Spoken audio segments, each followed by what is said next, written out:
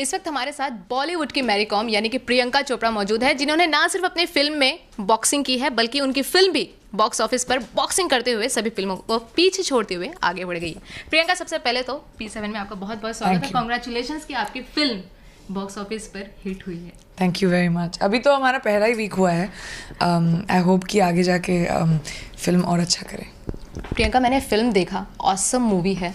मैं यही पूरे फिल्म के दौरान यही देख रही थी कि कैसे आपने अपने आप को पूरे कैरेक्टर में एक आपको नया टैग ही मिल गया ना। पूरा आप फीचर अगर कहें तो पूरी मैरी कॉम ही नजर आ रही थी। ऐसा लग रहा था रियल मैरी कॉम परफॉर्म कर रही है। वेल क्योंकि मेरा चेहरा मेरी की तरह नहीं लगता था। मैंने अपनी तरफ से बहुत कोशिश की कि मेरी पर्सनैलिटी और जिस तरह की मेरी है एज अ पर्सन, मैं उसको इस कैरेक्टर में बहुत डालूँ। And I am really happy कि लोग फिल्म को भी पसंद कर रहे हैं, मेरे काम को भी। मैंने बहुत काम किया इस फिल्म पे। जैसा कि फिल्म में आपने खूब बॉक्सिंग की है, तो कभी ऐसा हुआ कि शूट के दौरान आप बॉक्सिंग कर रही हैं और सामने वाले को सच में आपके पंच पड़ गए हों? अब मुझे भी और सामने वाले को भी। हमने जो सारे मैचेस थे, हमारे जो गेम्स थे, वो रियल बॉक्सर्स के साथ थे। तो जो पंचेस थे वो भी रियल थे, क्योंकि आप स्लो मोशन में चीटिंग नहीं कर सकते। You have to touch it. जैसे मेरे अंगूठे को अब मैं पूरी तरह बेंड नहीं कर सकती हूँ। जो इस तरफ पूरा होता है वो इस तरफ नहीं होता। यहाँ मेरे काफ़ी स्कार्स देखेंगे आप, जो मेरे को इस फिल्म से मिले हैं। तो या काफ़ी चोटें लगी हैं। इस फिल्म में आपने इतनी बॉक्सिंग की है कि अब मुझे भी डर लगने लगा है कि कहीं कुछ हो तो मुझे भी बॉक्सिंग ना पड़ जाए। लेकिन लोगों को डरना चाहिए, मुझसे पंगा ना लेना।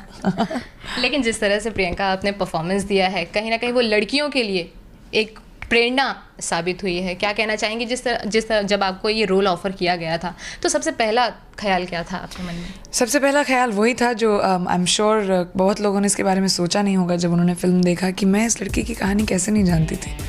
मैं पढ़ी लिखी हूँ, पेपर पढ़ती हूँ, टीवी देखती हूँ, जनरल नॉलेज है मुझे, लेकिन मैं कैसे नहीं जानती थी कि ये 5 टाइम वर्ल्ड चैम्पियन रह चुकी है।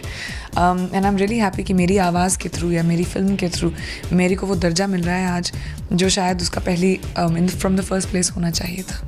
प्रियंका, इस फिल्म में आपने ना सिर्फ मैरी कॉम का किरदार निभाया बल्कि एक माँ का किरदार भी आपने निभाया। ट्विंस बच्चों की आप माँ बनी हैं। क्या कहना चाहेंगे, जब आप माँ का रोल जब प्ले कर रही थी तो उस वक्त आपके दिमाग में क्या कुछ चल रहा था? कि मुझे कुछ नहीं पता माँ बनने के बारे में।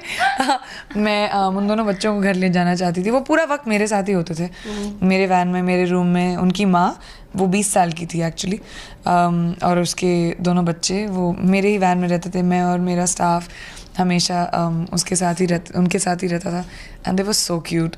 तो आई थिंक वो बहुत मुश्किल एक पार्ट था मेरे लिए, जिसकी मेरी मैरी ने बहुत हेल्प की।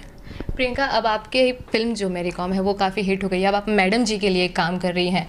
तो हमने हमेशा देखा है कि आप ऐसी मूवीज़ करती हैं जो कहीं ना कहीं महिलाओं को जो है, औरतों को जो है वो बहुत इंस्पायर करता है। जब आप अपने कैरेक्टर को चूज़ करती हैं तो क्या आपके माइंड में क्या कुछ चलता है? आई मीन बहुत कम फिल्में ऐसी आती हैं ज़िंदगी में जहाँ पे मैं ऐसा रोल कर सकूँ जो इंस्पिरेशनल हो। लेकिन आई थिंक अगर कैरेक्टर्स भी मैंने नेगेटिव कैरेक्टर्स भी किए हैं, एक्शन कैरेक्टर्स भी किए हैं, लेकिन मैं हमेशा स्ट्रॉन्ग फीमेल कैरेक्टर्स पिक करने की कोशिश करती हूँ। चाहे वो डॉन में रोमा हो, या ऐतराज़ में सोनिया हो, या फैशन में मेघना हो, या सात खून माफ़ हो, या बर्फ़ी हो। मैं अपने हमेशा कमीने ऐसे कैरेक्टर्स को चूज़ करती हूँ जो शायद लड़कियों को आगे बढ़ाए। एंड आई होप कि मैडम जी के साथ भी ऐसा हो। ज़ोया अख्तर की जो मैं फ़िल्म कर रही हूँ उसमें भी बहुत ही अच्छा रोल है मेरा, जो अगेन लड़कियों के बारे में और उनकी ज़िंदगी के बारे में बात करता है। बाजीराव मस्तानी में भी बहुत ही इंटरेस्टिंग रोल है मेरा। अगेन द सेम थिंग, बहुत ही स्ट्रॉन्ग फीमेल पार्ट है। तो आई एम वेरी हैप्पी कि मुझे ऐसी फिल्में मिलती हैं। मैं अपनी फ़िल्मों को चूज़ नहीं करती, मेरी फिल्में मुझे चूज़ करती हैं। प्रियंका, जाते जाते क्या कहना चाहेंगी अपने फैंस को? बस ये कि थैंक यू, आपने इतना इनकरेज किया इस फिल्म को। जिन्होंने मैरी कॉम देखी नहीं है, प्लीज़ जाके देखें इस फिल्म को। अभी हमारा 2nd वीक शुरू ही हुआ है। इस लड़की की कहानी जाननी ज़रूरी है, और बहुत एंटरटेनिंग फिल्म भी है। कभी किसी दिन मेरे हाथ का खा के तो देखो।